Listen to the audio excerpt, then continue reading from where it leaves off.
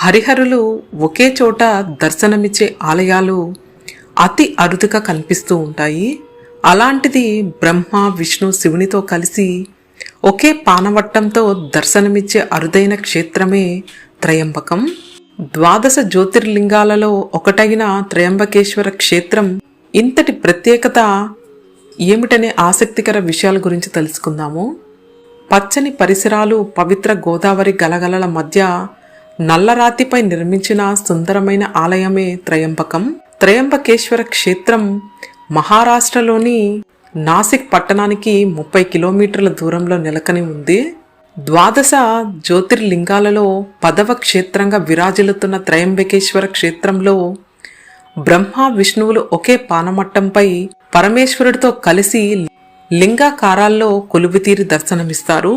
ఇలా త్రిమూర్తులు ఒకే చోట లింగ రూపంలో దర్శనమివ్వడం అరుదైన విషయమని అంటారు.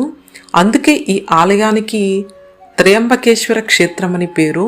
కొన్ని యుగాలకు పూర్వం ఈ ప్రాంతంలో ఋషులు, సాధువులు, మహర్షులు నివసిస్తూ ఉండేవారని, గౌతమ మహర్షి తన ధర్మపత్ని అయిన అహల్యతో కలిసి ఇక్కడే నివసిస్తూ ఉండేవారు.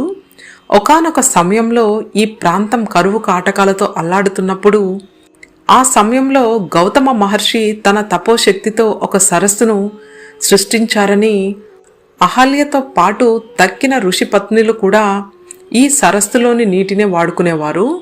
కొంతకాలానికి తక్కిన ఋషిపత్నులకు గౌతమ మహర్షి అహల్య పట్ల అసూయ ద్వేషాలు పెరిగి వారు తమ భర్తలను కూడా అలాంటి సరస్సును సృష్టించమని పోరు పెట్టారు. ఋషిపత్నుల కోరిక మేరకు ఋషులందరూ కలిసి గణపతి కోసం తపస్సు చేశారు. గణపతి ప్రత్యక్షమై ఏం వరం కావాలో కోరుకోమనగా అప్పుడు ఋషులందరూ కలిసి ముక్త కంఠంతో గౌతమ మహర్షి ఆశ్రమంలో ఉండే ఆవు మరణించేలా చేయమని కోరుకుంటారు.